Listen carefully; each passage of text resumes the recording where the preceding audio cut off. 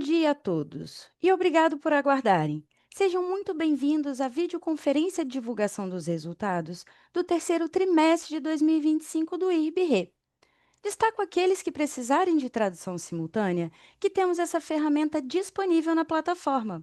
Para acessar, basta clicar no botão Interpretation, através do ícone do globo na parte inferior da tela e escolher o seu idioma de preferência, português ou inglês. Para aqueles ouvindo a videoconferência em inglês, há a opção de mutar o áudio original em português, clicando em Mute Original Áudio. Informamos que esta videoconferência está sendo gravada e será disponibilizada no site de RI da companhia, ri.irbr.com, onde se encontra disponível material completo da nossa divulgação de resultados. É possível fazer o download da apresentação também no ícone de chat, inclusive em inglês. Durante a apresentação da companhia, todos os participantes estarão com o microfone desabilitado. Em seguida, daremos início à sessão de perguntas e respostas. Para fazer perguntas, clique no ícone Q&A na parte inferior de sua tela e escreva sua pergunta para entrar na fila. Ao ser anunciado, uma solicitação para ativar o seu microfone aparecerá na tela. E então, você deve ativar o seu microfone para fazer perguntas. Orientamos que as perguntas sejam feitas todas de uma única vez. Ressaltamos que as informações contidas nesta apresentação e eventuais declarações que possam ser feitas durante a videoconferência, relativas às perspectivas de negócios, projeções e metas operacionais e financeiras do IRB-RE, constituem-se em crenças e premissas da administração da companhia, bem como informações atualmente disponíveis. Considerações futuras não são garantias de desempenho. Elas envolvem riscos, incertezas e premissas, pois se refere a eventos futuros e, portanto, depende de circunstâncias que podem ou não ocorrer. Investidores devem compreender que condições econômicas gerais, condições de mercado e outros fatores operacionais podem afetar o desempenho futuro do IRB-RE e conduzir a resultados que diferem materialmente daqueles expressos em tais considerações futuras. Hoje, contamos com as presenças dos executivos da companhia. Marcos Falcão, diretor-presidente de Relações com Investidores, Daniel Castilho, vice-presidente de Resseguros, Fred Knapp, vice-presidente financeiro, o senhor Paulo Vale, diretor-geral da IRB Asset, o senhor Daniel Volpe, diretor técnico de subscrição. Passo a palavra ao senhor Marcos Falcão, presidente do IRB-RE, que iniciará a apresentação. Bom dia a todos e muito obrigado pela atenção de vocês. Continuamos apresentando indicadores de desempenho consistentes, tanto no resultado de subscrição quanto no resultado financeiro. Neste trimestre, registramos lucro líquido de R$ 99 milhões. Com isso, zeramos a linha de prejuízos acumulados, atingindo 61 milhões de lucros acumulados. Quando comparamos o terceiro TRI de 25 com o terceiro TRI de 24, temos queda de prêmio retido, de resultado de subscrição e de lucro líquido. Mas isso não significa que a tendência que vínhamos seguindo perdeu tração. Agradeço a oportunidade desta conversa com vocês e, para destacarmos alguns pontos, o saneamento da carteira de vida é o primeiro deles. Observem que o prêmio retido de vida cai 80% comparando terceiro TRI de 25 contra terceiro TRI de 24. Mas o resultado de subscrição e o lucro líquido dessa carteira ficaram positivos, o que não observávamos há tempos. A carteira de P&C foi impactada pela queda na linha de riscos especiais, que preponderantemente é composta de oil and gas, onde temos algumas contas que não têm vigência anual e cuja renovação se dará posteriormente. Lembro que o nosso negócio é volátil e também estamos sujeitos às oscilações entre os trimestres. Por isso que preferimos comparar o resultado dos últimos 12 meses. No terceiro TRI de 24, saímos de um lucro líquido de 116 milhões, que foi impactado pela venda do terreno vizinho à nossa ex-sede.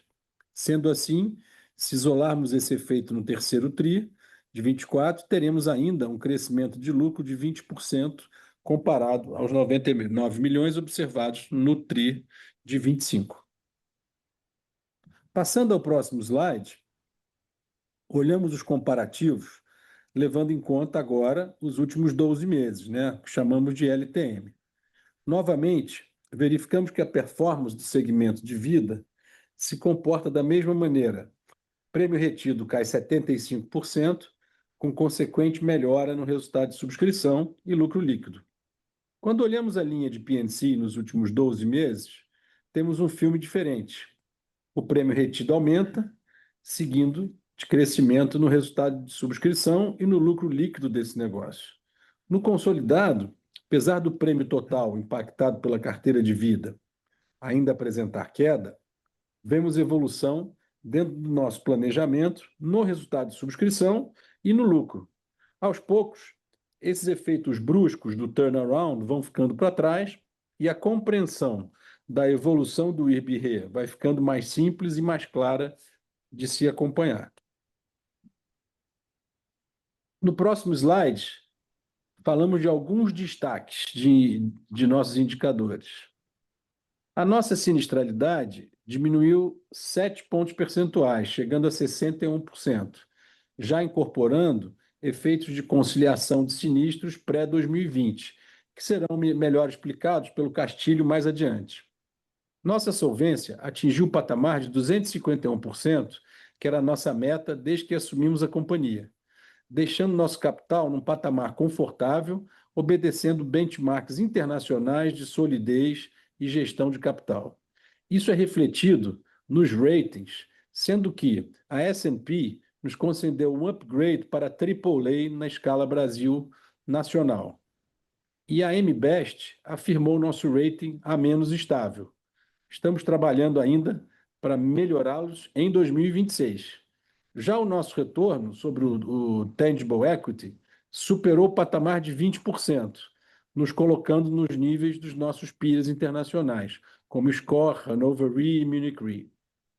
Passo agora a palavra para o Castilho, que vai falar do nosso business. Obrigado, Falcão. Muito bom dia a todos. É um prazer estar aqui novamente fazendo comentários sobre a evolução do nosso negócio no terceiro trimestre de 2025. Nesse primeiro slide, gostaria de falar sobre o perfil de nossa carteira. No primeiro gráfico, na parte superior esquerda, observamos a distribuição pelas linhas de negócio separando vida e P&C. Observamos que a carteira total diminuiu 11% quando comparamos os últimos 12 meses terminados em setembro de 2025 com o mesmo período do ano anterior. Esta redução de prêmio retido é totalmente explicada pela queda no negócio de vida de 75%, queda essa decorrente do cancelamento de uma grande conta que decidimos não renovar por não ser rentável. Em apresentações anteriores, mencionei as iniciativas realizadas nesse portfólio de negócios com o objetivo de sanear a carteira e voltar à rentabilidade. Entretanto, quando olhamos para o P&C, nosso prêmio passa de 3,1 bilhões para 3,3 bilhões nos últimos 12 meses de 2025, refletindo um crescimento de 8% em relação ao mesmo trimestre do ano anterior.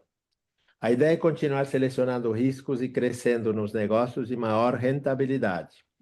Notem na parte inferior do slide que o segmento de vida, que representava 23% dos nossos prêmios nos últimos 12 meses de setembro de 2024, agora representa 6%. Por outro lado, a linha patrimonial, que era 40% da carteira, nos últimos 12 meses, representa mais da metade do nosso negócio, com 51%. Sob a ótica da diversificação geográfica, no gráfico superior direito, podemos observar que nosso objetivo de crescimento internacional, sempre com rentabilidade, está se realizando. Crescemos no mercado da América Latina em 22% e no mercado internacional, o resto do mundo, em 39%. O Brasil continua sendo o nosso negócio principal e sempre será. Apesar da queda de 24%, que é explicada pela redução na linha de vida, o Brasil é o mercado que mais conhecemos, onde falamos a língua, conhecemos os riscos, o sistema legal e ainda com muitas oportunidades de penetração do seguro. No acumulado dos últimos 12 meses, Brasil representa 65% do nosso prêmio retido. A América Latina responde por 14% de participação. Sobre o segmento de vida, gostaria de anunciar que temos novidades para 2026. Contratamos um diretor de vida que iniciou neste mês e que será responsável pelo desenvolvimento desse segmento. O Ricardo Siquieri é um profissional com 13 anos de experiência no mercado internacional de vida e saúde, brasileiro, recém-chegado da Alemanha, vai montar uma equipe que desenhará produtos, participará com os seguradores na comercialização e rentabilização da linha. Seu desafio será de viabilizar as nossas cedentes, a modelagem de novos produtos de proteção, capital de risco para novas iniciativas, além da ampliação de suas capacidades e a transferência de riscos. Atualmente, cerca de 82% da população brasileira não conta com a proteção financeira e seguros de vida. Estamos determinados a mudar esse cenário e otimistas com o papel protagonista que o IRB continuará exercendo nessa próxima importante agenda para o país. No próximo slide, analisamos em mais detalhe a evolução do negócio de vida, que passou pela limpeza de carteira já mencionada. Notem a redução do prêmio retido, resultado da limpeza do portfólio, e essa redução foi mais acentuada na carteira doméstica. Na parte inferior esquerda, podemos verificar o efeito positivo dessa limpeza. O prêmio retido se reduz e o efeito imediato é o de aumento de lucratividade. O resultado da subscrição aparece claramente no quadro direito, já menos perdas na visão trimestre a trimestre, mostrando a tendência positiva na visão 12 meses. O índice combinado no quadro abaixo aparece mais volátil devido à redução de prêmio, mas aponta para um portfólio mais saneado. No próximo slide, verificamos a linha P&C, aberta entre doméstico e internacional. Notem o aumento do prêmio na carteira internacional, aumento esperado devido às renovações da América Latina concentradas no 1º de julho. No quadro à direita, observamos que, na visão 12 meses, o resultado de subscrição aparece estável no patamar acima dos 600 milhões de reais.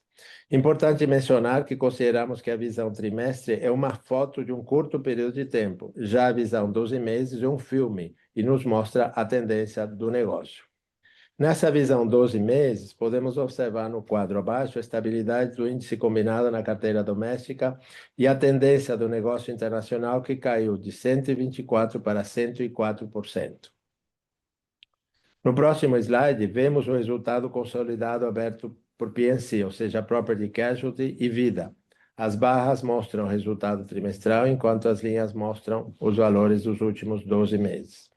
Podemos verificar que nosso resultado de subscrição mostra uma trajetória ascendente, mudando de 379 milhões para 626 milhões na visão 12 meses. Consideramos que o índice combinado de P&C já chegou ao nível ideal, na faixa dos 95%. A linha de vida deve apresentar melhora de rentabilidade quando voltamos a crescer o volume. No próximo slide, observamos a melhora contínua da sinistralidade da linha de P&C, consequência de uma subscrição responsável e disciplinada.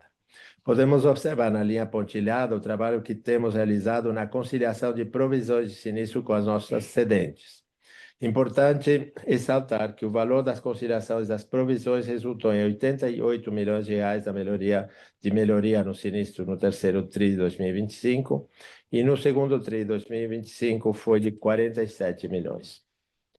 Indo para o próximo slide, apresentamos o índice de comissionamento com a segregação de P&C e Vida. O índice de comissionamento se mantém constante em P&C e em Vida desde o terceiro trimestre de 2024, quando cancelamos a conta de vida já mencionada. No próximo slide, podemos observar a curva de índices de sinistralidade e comissionamento. Notem que as duas linhas encontram-se bastante controladas e em níveis saudáveis. Antes de terminar a minha fala, gostaria de fazer alguns comentários. O furacão Melissa, categoria 5, que atingiu Jamaica no mês de outubro passado, não apresenta exposições relevantes para o IRB. O tornado que atingiu Rio Bonito, no Paraná, no dia 7 de novembro, também não apresenta, até o momento, grandes exposições. Estamos em contato com os nossos clientes para identificar eventuais sinistros e efetuar o pronto pagamento de nossa parte. Esses eventos catastróficos extremos nos trazem a reflexão que a lacuna de proteção entre as perdas econômicas e as perdas seguradas é imensa. Como resseguradores e seguradores, além do pronto pagamento do sinistro, temos a responsabilidade de criar produtos para melhor proteger a sociedade, e se pensarmos assim, são muitas as oportunidades. E falando em oportunidades, pensem se o seguro de responsabilidade civil de automóveis fosse obrigatório, como é nos Estados Unidos e na Europa, as oportunidades de negócio seriam enormes e a sociedade estaria muito melhor protegida. Além da análise de produtos para melhor proteção decorrente de eventos climáticos, continuamos no IRB com várias iniciativas como análise e exposições de cyber, os riscos individuais, as exposições desses riscos acumulados, sua precificação e melhores formas de cobertura.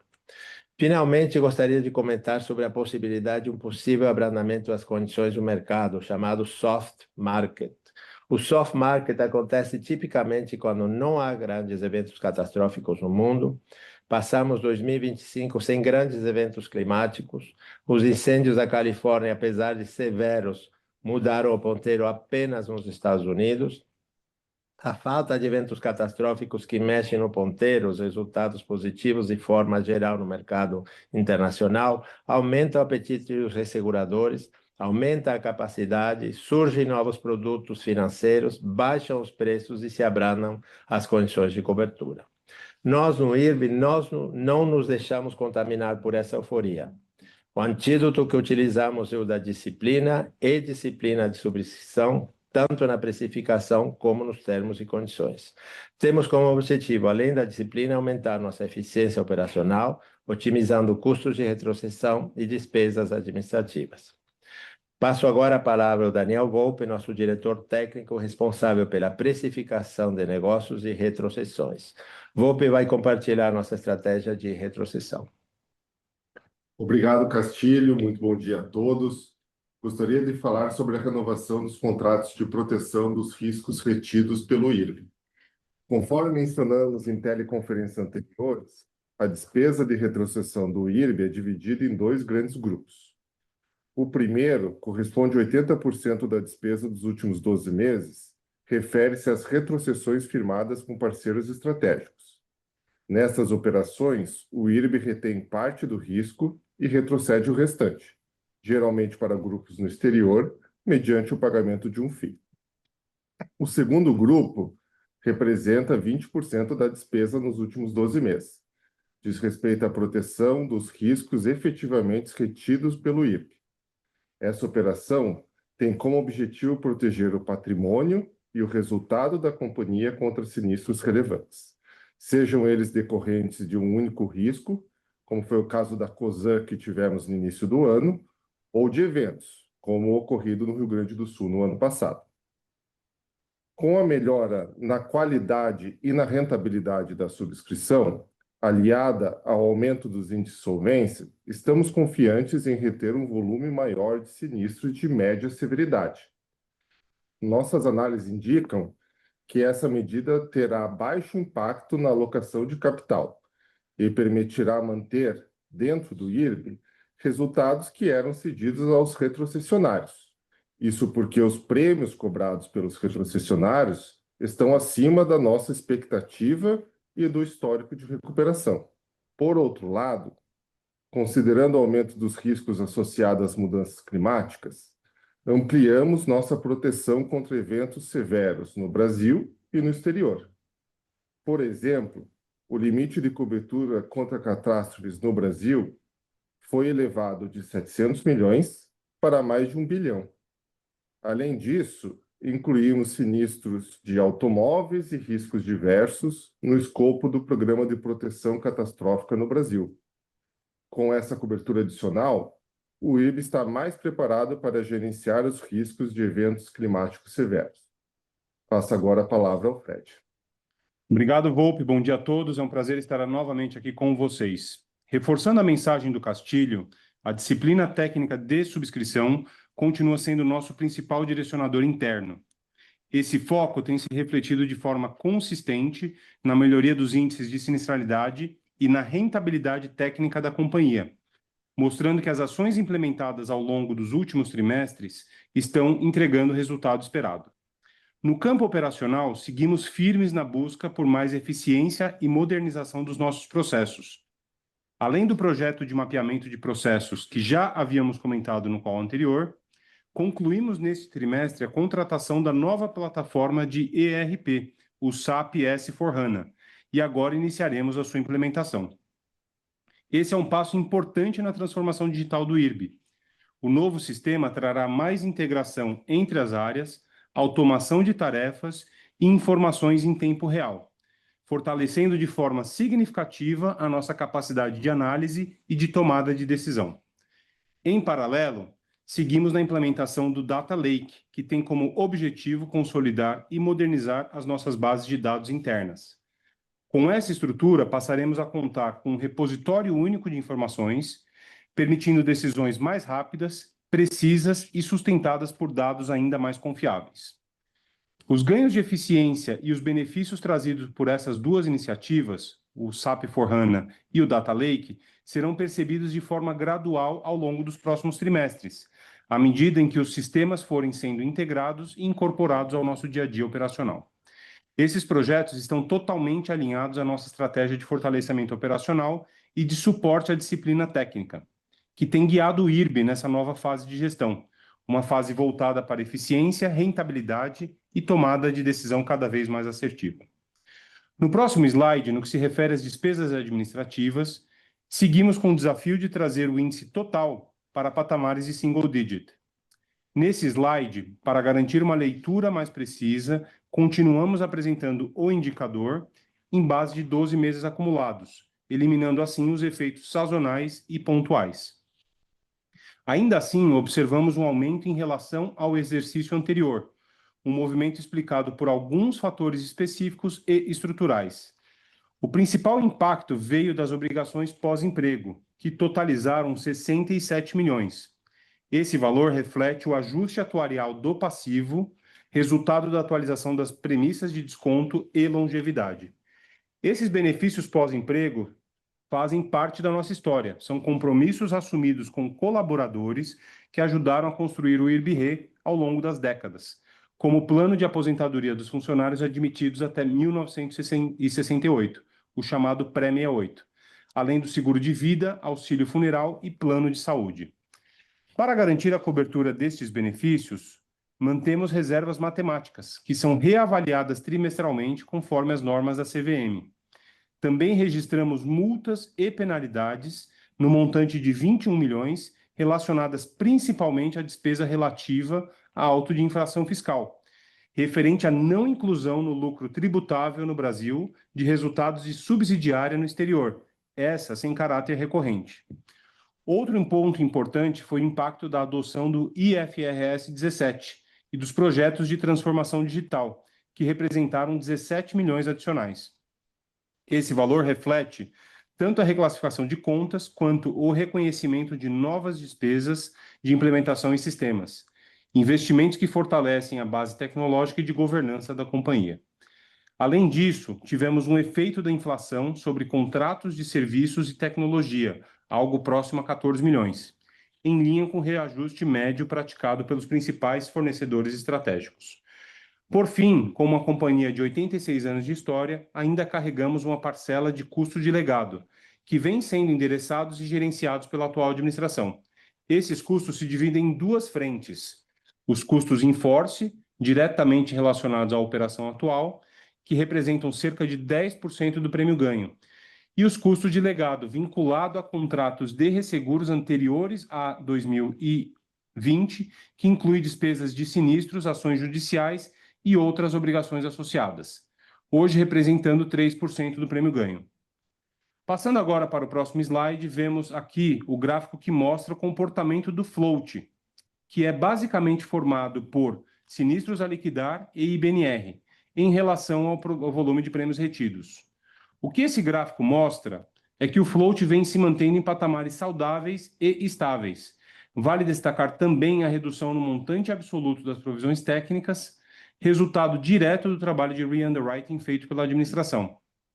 Mesmo com essa redução, seguimos mantendo um nível de prudência atuarial, reforçando o nosso compromisso com a solidez técnica e com a mensuração adequada das nossas obrigações futuras. Essa métrica mostra de forma clara que os recursos provenientes das nossas cedentes continuam plenamente suficientes para fazer frente tanto aos sinistros já reportados quanto aos que ainda possam ocorrer.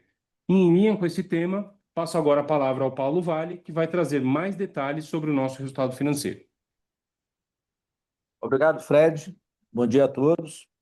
Nesse slide, mostramos a evolução dos ativos sob gestão da companhia, bem como os resultados das carteiras. A partir desse trimestre, passaremos a apresentar esses dados em relação aos últimos 12 meses, a fim de equalizar a forma com toda a apresentação. Fechamos o terceiro trimestre de 2025 com 8,9 bi sob gestão, sendo 60% onshore, em reais, e 40% offshore, em diversas moedas, para a cobertura dos passivos operacionais. Neste trimestre, tivemos o maior resultado da série de receita financeira com as carteiras de investimento, conforme vemos no gráfico de barras na parte central do slide, atingindo 652 milhões na visão de últimos 12 meses. Esse valor corresponde às duas primeiras linhas da tabela inferior do slide, onde entram ainda a variação cambial, outros resultados e despesas financeiras para o cálculo do resultado financeiro patrimonial de 668 milhões.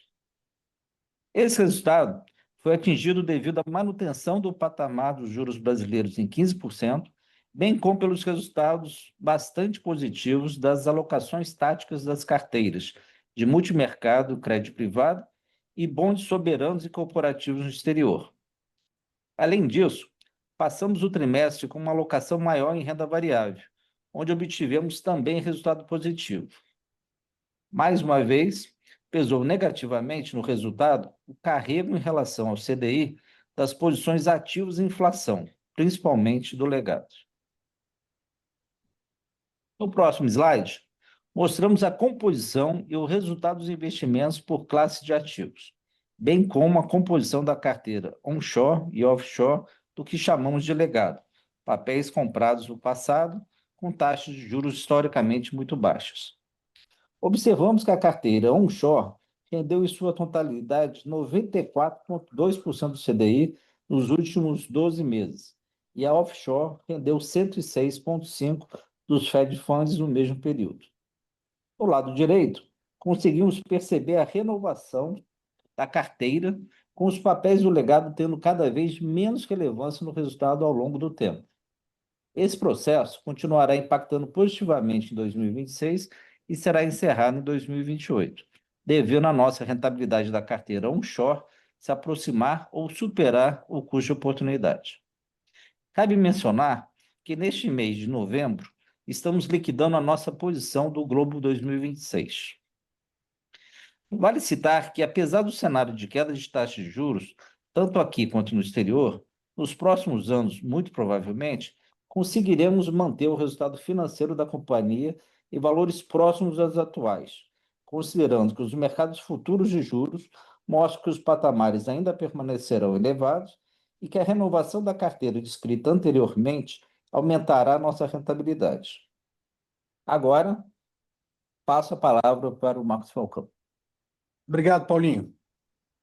Nesse trimestre, eu vou apresentar os indicadores regulatórios, porque a Duda está representando o IRB na COP30 em Belém do Pará. Ela estará no painel Reflexo do Clima no Setor de Seguros, um tema de extrema importância para nós. No primeiro slide, portanto, vemos que nosso indicador de solvência regulatória vem crescendo ainda mais aceleradamente esse ano, atingindo o índice de 251%, o que nos coloca num patamar de solvência similar ao das maiores resseguradoras internacionais. A suficiência do patrimônio líquido ajustado em relação ao capital mínimo requerido é hoje de 1,5 bi, conforme o gráfico inferior esquerdo. O resultado se deve, tal como vemos no gráfico inferior à direita, a um aumento substancial do nosso patrimônio líquido ajustado e sem aumento do capital mínimo requerido de um ano para cá, como fruto da gestão do nosso capital, tanto na área financeira quanto na área de subscrição. Já no próximo slide, vamos olhar o segundo indicador regulatório, que avalia, de acordo com a SUSEP, a liquidez da nossa carteira. segundo o montante dos ativos qualificados como garantidores para fazer frente aos nossos compromissos atuariais. O indicador de cobertura de provisões técnicas encerrou setembro de 25 com suficiência de 539 milhões, um excesso de 8,1% da necessidade de cobertura. É importante destacar que, para esse valor de 539 milhões, já está impactado pelos 285 milhões de reais desvinculados para o pagamento das debêntures, que venceram em outubro e vão vencer em dezembro de 25. Passo a palavra, então, ao Fred, que vai falar dos nossos resultados segundo a metodologia do IFRS 17.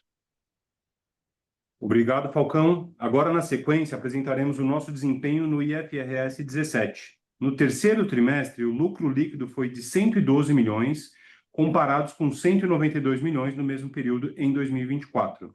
O resultado da prestação de serviços de resseguros totalizou 128 milhões no trimestre, representando uma redução em relação a 2024, quando atingiu 260 milhões. O segmento Vida impactou esse resultado, reflexo dos cancelamentos de contratos efetuados no período. Analisando de forma isolada, o P&C teve uma evolução de 8%, quando comparado com o terceiro TRI de 24, concentrados principalmente nos segmentos patrimonial e rural, demonstrando a aderência à estratégia corporativa. Nos próximos slides, vamos apresentar os principais fatores que explicam a variação observada. Na parte superior, observa-se a movimentação da CSM, ou margem contratual de seguros, no terceiro trimestre, onde iniciamos o período com 744 milhões e encerramos com 792 milhões.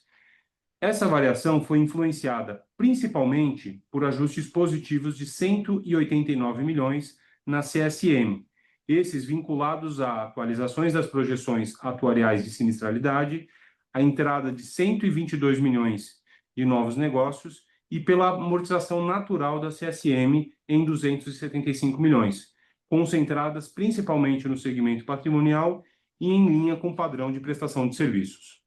A amortização da CSM totalizou 275 milhões, representando uma redução de 11% em comparação com 24, onde houve um reconhecimento mais acelerado nos segmentos de vida e rural. Efeito esse que não se repetiu em 2025. Por outro lado, a CSM oriunda de novos negócios totalizou 122 milhões no trimestre, representando um crescimento de 139% quando comparamos aos 51 milhões auferidos em 24, com destaque para o segmento de patrimonial e redução da sinistralidade esperada das carteiras. No último slide, destacamos o efeito das taxas de desconto aplicada aos ativos e passivos dos contratos de resseguros e retrocessão. Observamos que o efeito da taxa de desconto no trimestre se manteve em linha, com uma variação de apenas 5% em relação ao período anterior. Quando verificamos o período de 9 meses, observamos uma despesa de 513 milhões em 2025, essa 244% maior do que no mesmo período de 24, e essa variação é explicada pela redução das taxas futuras projetadas sobre os fluxos de caixa descontados, como podemos observar os gráficos do lado direito da apresentação, gerando uma despesa financeira relevante no período. Agradeço mais uma vez pela presença de todos e agora passo a palavra novamente ao Falcão. Obrigado, Fred. Antes das considerações finais, quero ressaltar dois fatos. Primeiro é que no dia 3 de novembro foi aprovada na AGE o alinhamento da administração do IRB com os acionistas. Como já foi bem divulgado, o princípio do plano de remuneração do management é o matching de ações. Alguns executivos terão direito a matching por parte da companhia da quantidade de ações compradas por eles, usando até 50% ou do incentivo de curto prazo ou da participação nos lucros. Essas ações ficam sujeitas ao vesting de 3 e de 5 anos. Com isso, acreditamos que estaremos entre as empresas no mercado com remuneração mais competitiva e com plano de retenção que leve os nossos colaboradores a pensar no IRB a longo prazo, assim como os nossos acionistas.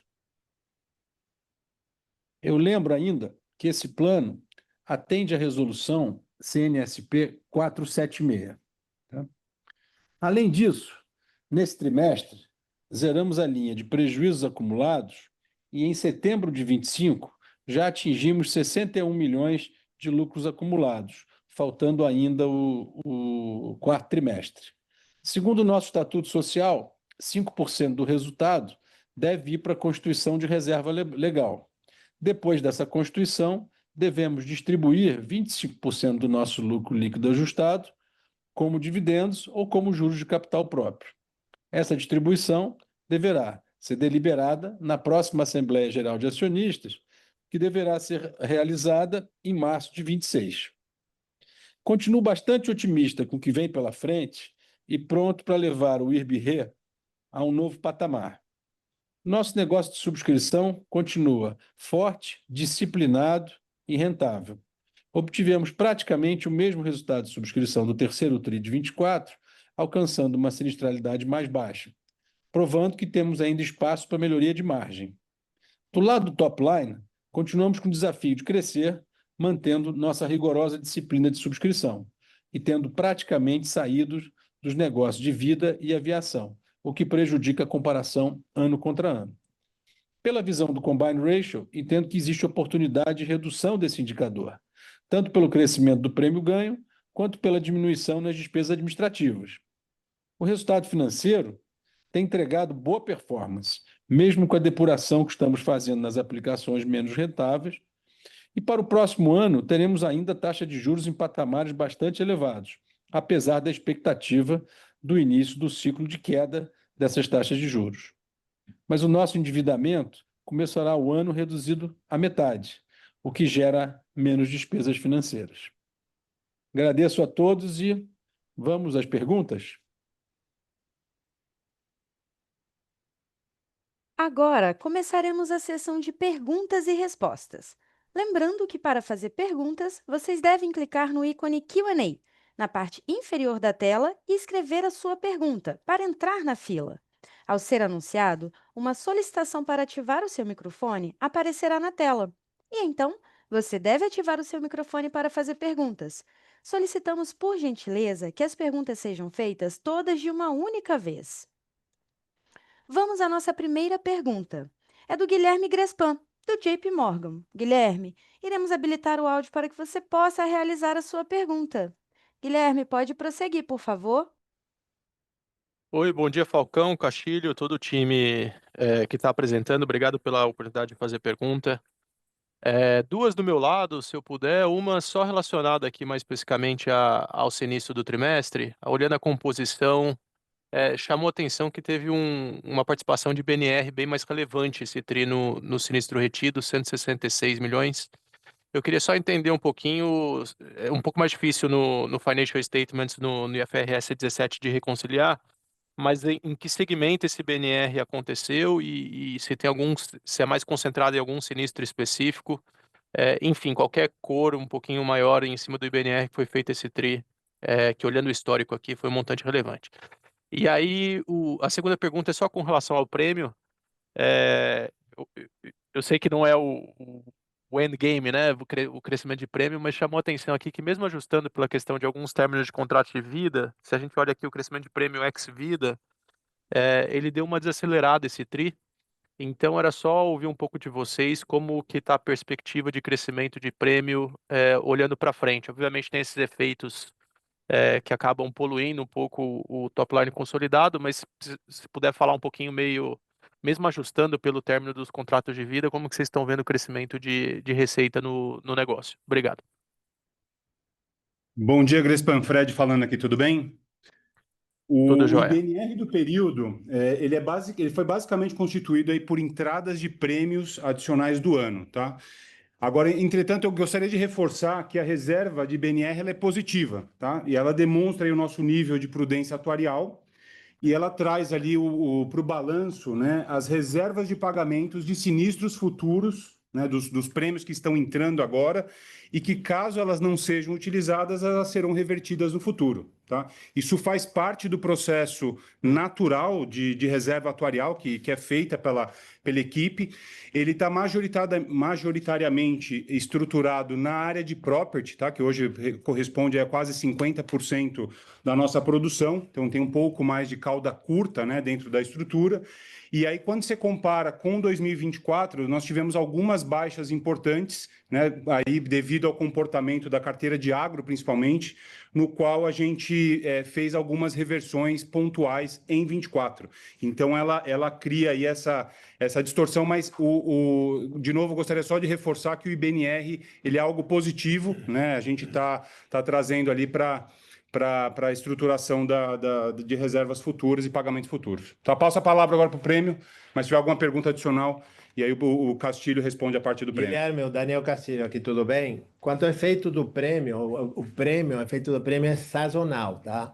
E se a gente comparar o terceiro TRI de 24 com o de 25, nós temos alguns contratos facultativos que se renovam cada 18 meses ou cada 20 meses. Então, se foi um contrato que foi renovado no terceiro TRI de 24, ele não será renovado no TRI de 25, então a gente vai sentir esse efeito de estabilidade e, às vezes, de redução nesse prêmio retido.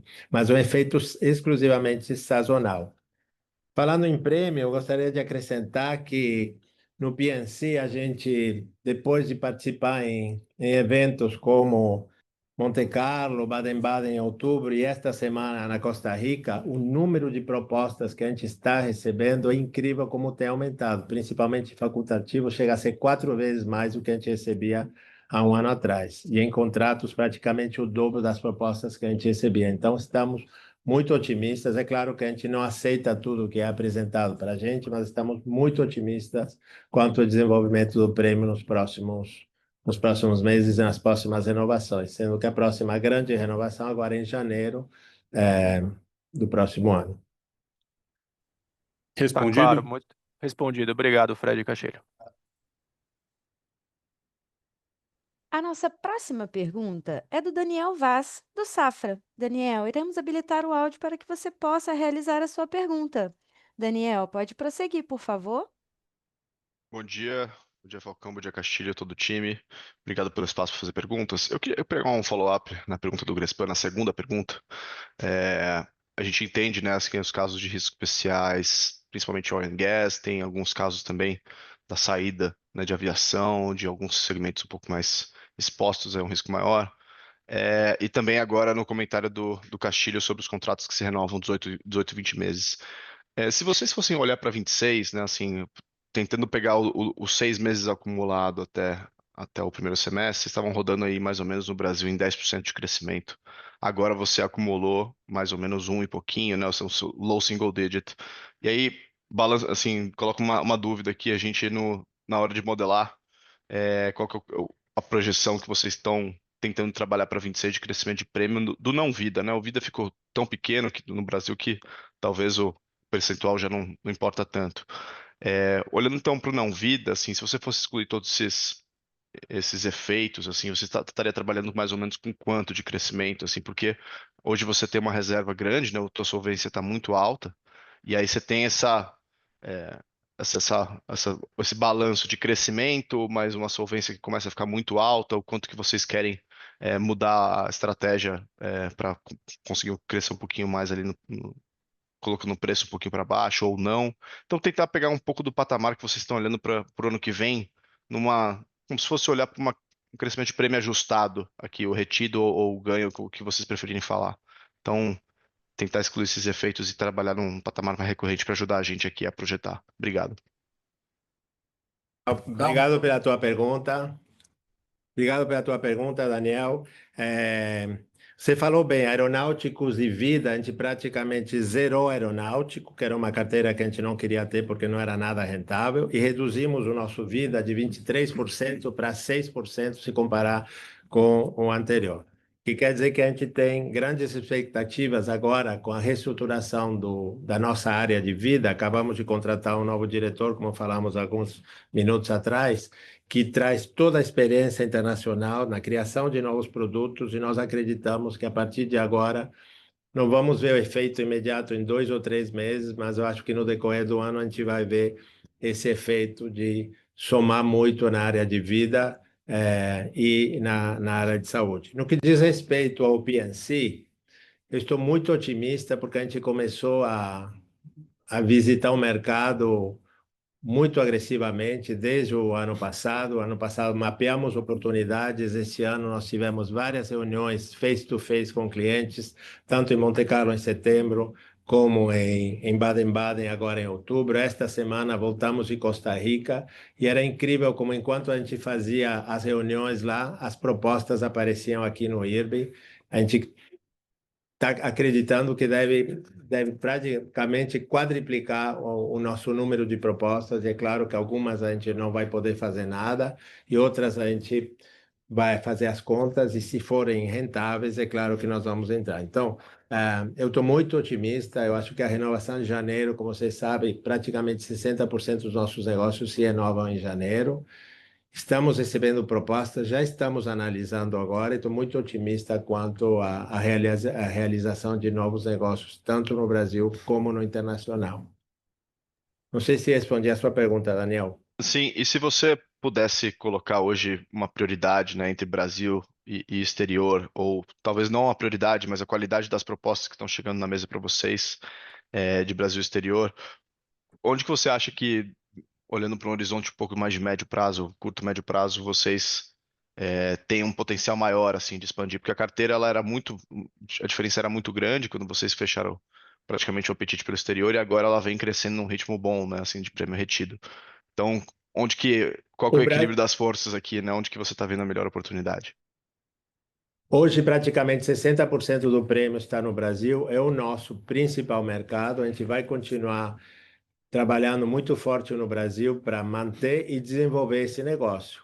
A forma de crescer no Brasil é aqueles negócios onde a gente já tem uma determinada participação na hora da renovação. A forma de crescer é tentar ter participações maiores nesse negócio no Brasil. Claro que a gente vai dar sempre prioridade ao negócio de patrimoniais e de engenharia, e eu vejo que ainda temos muitas oportunidades. Quando a gente vê esses eventos, esses desastres que aconteceram e que o gap de proteção é enorme, sem dúvida nenhuma, tem oportunidade de crescimento tanto no mercado segurador como ressegurador. E nós estamos tentando apoiar o mercado segurador da melhor forma possível para que também possa crescer com novos produtos. Com o P&C doméstico, que o Brasil com certeza temos oportunidades, e no internacional a gente está vendo uma avalanche de propostas que estão vindo, e é claro que a gente vai olhar com muita atenção, fazer as contas e ver se tiver rentabilidade, vamos nos envolver. No internacional, a gente vai tentar também ficar fora daquele negócio cauda longa, que leva muitos anos para se desenvolver. Estamos dando preferência ao negócio de cauda curta, que é um negócio que nós conhecemos mais no Brasil. E eu queria apontar que nós estamos nos estruturando com uma equipe não só com conhecimento de idiomas, mas com conhecimento dos riscos internacionais, que no Brasil nós não estamos acostumados com os terremotos, as inundações, os furacões, os vulcões, aluviões e tudo mais, que são riscos que existem em outros lugares, e a gente está montando uma equipe capaz de precificar, analisar esses riscos e chegar à rentabilidade. Então, estamos muito confiantes que vamos desenvolver um negócio internacional com rentabilidade também. Tá ótimo, obrigado, Castilho. A nossa próxima pergunta é do Eduardo Nischio, da Genial Investimentos. Eduardo, iremos habilitar o áudio para que você possa realizar a sua pergunta. Eduardo, pode prosseguir, por favor. Olá, bom dia. Obrigado pela oportunidade. Bom dia, Falcão, Castilho, Fred. Tem algumas perguntas. A primeira em relação à rolagem, à venda de Soberano que vocês fizeram de 21 milhões, que teve um impacto de 21 milhões no resultado financeiro. Se vocês ainda veem ou estão previstas novas vendas ou rolagem desses soberanos para o quarto trimestre de 2025 e para o ano que vem. Essa é a primeira pergunta. A segunda pergunta é em relação às despesas administrativas que cresceram, subiram bastante, né? Eu só queria explorar um pouquinho mais.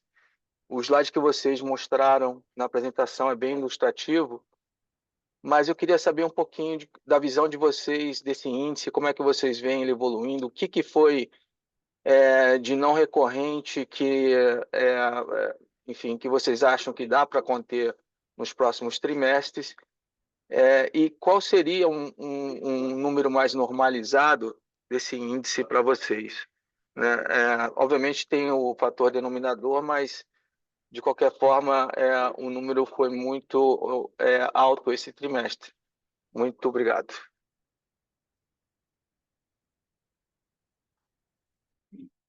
Oi, Eduardo, aqui é Paulo Vale falando. Obrigado pela pergunta. Conforme você mencionou, né, foi anunciado no início do ano a nossa ideia de fazer a rolagem antecipada de parte do legado, que são aqueles títulos comprados no passado com uma taxa historicamente muito baixa. Então, a gente anunciou que no início do ano que íamos fazer em 10 meses uma rolagem antecipada, tendo um impacto de 7 milhões por ano, que finalizaria, 7 milhões por mês, desculpa, finalizaria agora em novembro, né? Então, a gente está finalizando esse processo. Com isso, teve um impacto negativo no resultado de 21 milhões no trimestre, e no ano será de 70 milhões o impacto negativo. Para o próximo ano, a gente não deve fazer a rolagem automática, já que tem um vencimento em agosto de 2026, significativo, e depois o próximo vai ser em agosto de 2028. Então, não devemos fazer a rolagem antecipada. Eduardo, aqui Fred falando novamente, tudo bem? Alguns pontos referentes a DA, né? Acho que você colocou aí bem o que seria o nosso índice normalizado, tá?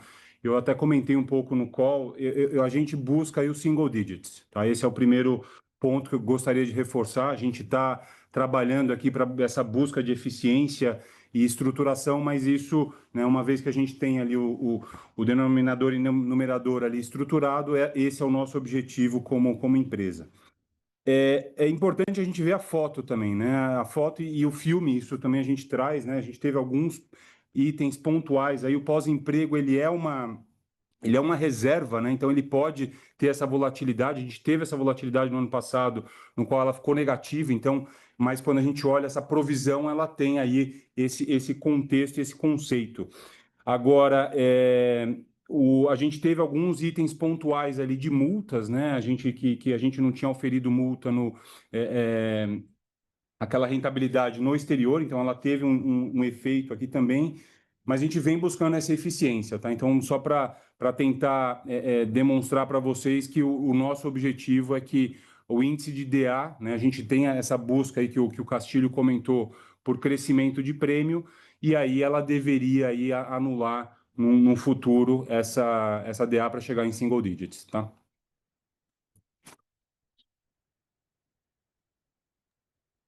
Perfeito, muito obrigado. A nossa próxima pergunta é do Tiago Paura, do BTG. Tiago, iremos habilitar o áudio para que você possa realizar a sua pergunta. Tiago, pode prosseguir, por favor. Oi, obrigado. Bom dia, pessoal. Falcão, Castilho, Fred, Volpe, Paulinho, enfim, todo o time, Natashinha. Obrigado pelo espaço aqui. É sempre um prazer falar com vocês. Do meu lado, se possível, eu tenho até um follow-up aqui nas perguntas do Vaz e também do Grespan, né? Ainda lá no prêmio, especificamente aqui na retenção do prêmio, né? Obviamente que se a gente pega aquele índice de retrocessão e as fotos trimestrais, ainda está muito bagunçado, né? Tem descontinuação do vida, enfim, tem algumas mudanças de mix, mas até quando você pega 9 meses contra 9 meses, ainda é uma retrocessão que sobe ano contra ano. É, e dado o discurso, né, e o que vocês vêm entregando de maior qualidade de subscrição e maior apetite para reter esse prêmio, a gente já espera, ou já esperaria ver um pouquinho de mais retenção dentro do balanço do IRB, né? Aí, obviamente, vocês até divulgaram que tem uma renovação importante agora em outubro, que tem as sazonalidades das renovações específicas, mas duas perguntas aqui. Quando que a gente já consegue ver essa retenção aumentando, né? E qual que é o apetite, assim, se você for pensar num nível de retrocessão ótimo, né, que vocês pensam para frente, vis-à-vis também as expectativas que vocês têm de crescimento de top line, o que seria um percentual que daria para a gente assumir aqui? Obrigado.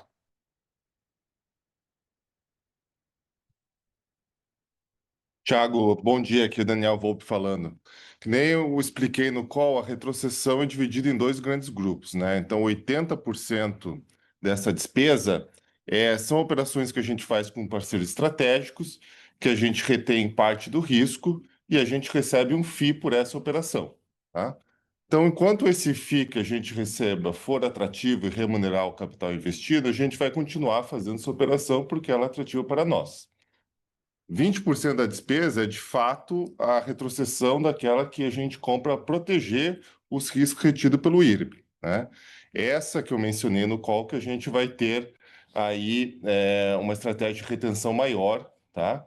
Então, daí essa despesa vai reduzir, mas os outros 80% a gente espera que eles vão manter estável enquanto o FII for atrativo. Respondi a tua pergunta? Tá bom. Não, então na prática a gente, como o 80%, obviamente, ele é, né, matematicamente mais pesado, na prática não é que a gente vai ver uma mudança significativa no índice de retrocessão para frente, né? Se a gente pensar aqui nos percentuais que vocês projetam, dado que tem esse componente qualitativo da atratividade do FII e também porque a maior parte, ou desculpa, a menor parte que estaria sujeita aqui a uma maior retenção, matematicamente acaba tendo menos efeito, né? Isso. Tiago, é o Falcão aqui. Tudo, Oi, tudo Falcão. bem? Obrigado aí pela pergunta. A forma que eu olho para isso, da Retro, é que realmente não impacta esse índice de retenção de uma forma significativa, pelo que exatamente que você falou. Mas o efeito interessante é que é uma bela alocação de capital, essa retenção de risco. E isso vai sair como resultado lá na frente. Ou seja, demora um tempinho para começar a fazer efeito, pode demorar aí 12, 18, 24 meses, mas a empresa vai ter uma alocação, um retorno sobre o capital investido maior ao longo do tempo. Esse mix que melhora, né? E a gente vai acompanhando isso trimestre a trimestre e você vai perceber isso para frente. Tá? Ou seja, a solvência me permite usar capital para outras coisas, permite usar capital para isso também, né? E aí isso vai ser um retorno sobre capital na margem maior do que o retorno sobre capital que a companhia tem hoje. Essa é a nossa, ou seja, é super accretive no lucro indo para frente, tá? Tá ótimo, Falcão. Obrigado. Obrigado, Volpe. Finalizadas as perguntas ao vivo, volto a palavra ao senhor Marcos Falcão para responder as demais dúvidas enviadas via chat. Gente, primeiro, obrigado aí pelas perguntas todas e pelo interesse. Como de hábito, a gente teve algumas perguntas individuais, a gente tem uma lista de perguntas aqui que a gente recebe por mensagem, que eu vou tentar cobrir o máximo possível aqui, de uma forma de agregar essas perguntas. Então, primeiro, tem uma pergunta de novo, teve mais perguntas sobre crescimento de prêmio e tal. Então, primeiro é o seguinte, eu sempre reitero que a gente, nossa prioridade aqui é sempre crescimento de lucro líquido. Acho que a gente tem entregue o lucro líquido que as pessoas esperam e a gente não vê nada que mudou na companhia, que isso não deixe nesse trimestre, que mudou a nossa cabeça em relação a isso. Então, a gente continua animado e tranquilo que vai entregar nesse ano o lucro líquido aí perto do esperado por nós e pelo mercado, né? Então, assim, os prêmios, a gente adoraria crescer prêmio mais rápido, mas a gente não vai crescer prêmio rápido se eles atrapalharem entregar o lucro líquido, né? Então, eu sempre gosto de reiterar isso. Depois, eu acho que tem uma pergunta aqui sobre dividendos, que eu acho que é super importante. Então, como vocês viram, a gente, nesse trimestre, agora começou a acumular lucro, coisa que não acontecia há muito tempo. Vencemos todo o estoque de prejuízo acumulado e já começou a acumular, e já tem 61 milhões acumulados. Nesse quarto tri vai ter mais acumulado. Então a gente tem hoje, no estatuto, né, sem precisar ter nenhuma deliberação extraordinária, que a gente tem que pagar 25% de dividendos. E isso vai acontecer, o pagamento de dividendos, desses 25%, pelo menos, né, no ano de 2026, em relação ao lucro apurado em 25, né? Ah, Agora, tem uma outra pergunta de dividendos que pergunta se a gente não dá para pagar mais que 25% e como que a gente paga. Olha, isso é uma coisa que eu acho que o Conselho de Administração, quando defrontado com esse fato, eu acho que o normal é que, se a gente tem uma margem de solvência confortável, como a gente atingiu agora, de 250%, qualquer excesso dessa margem de solvência confortável que a gente não conseguiu alocar em capital para usar, para gerar retorno sobre esse capital, nada mais prudente que o management propor para o conselho que isso seja pago como remuneração aos acionistas. Obviamente, pode ser pago uma vez por ano, pode ser pago trimestralmente. Eu acho que isso tudo é um assunto de conversas que já começaram com o conselho, mas não tem nenhuma deliberação sobre isso, né? Então, isso é a parte de dividendos. Uma outra pergunta que tem uma pergunta sobre aquisições, sobre DA. Eu queria misturar as duas. Eu acho que esse efeito da DA, que o Fred explicou bem, realmente é muito indesejável esse nível de DA sobre prêmio que a gente tem hoje. A gente não tem, a gente não tem nenhum orgulho disso e nenhum conforto com isso. A gente está ativamente tomando várias medidas que vão ter efeito sobre isso ao longo do tempo. Então, tem uma pergunta de aquisições. Se a gente puder fazer uma aquisição que ajude a gente a ganhar escala, a gente vai fazer. Então, já respondi isso uma vez, que a aquisição é só se ela for accretive numa earnings per share basis. Não, a gente sempre fala isso e a gente continua olhando. E um dos efeitos de uma aquisição pode ser ganhar escala e melhorar esse ratio de despesa administrativa. A gente tem vários programas aqui de ganho de eficiência para frente, a gente tem tivemos que fazer vários investimentos em migração de sistemas, em automação, então tudo isso acho que vai gerar eficiência para frente. A gente tem também, como o Fred mostrou bem naquele slide que ele apresentou no call, um percentual que é ligado ao legado, né? E esse legado vai caducando. A gente tem uma atuação proativa e a gente tem que ir cortando essas despesas para frente. Então, eu acho, talvez, em termos de despesa sob prêmio, a gente está no pior momento que eu enxergo. Então, eu acho que daqui para frente, né, a minha expectativa é que a gente melhore esse ratio, né? Então, eu acho que isso é importante. Uma outra coisa que perguntaram aqui é do IR. Realmente, a alíquota de IR comparada do Brasil com o exterior, a nossa é muito alta no Brasil. A gente tem 25% de lucro líquido e 15% de CSLL. Agora, nós temos o crédito tributário. Então, se vocês olharem, na realidade, os nossos ganhos de geração de caixa, que é o efeito que o crédito tributário dá, lembrando, com o crédito tributário, eu uso 30% do cheque que eu tenho que pagar de imposto, eu pago com o crédito tributário. Então, isso fica no caixa.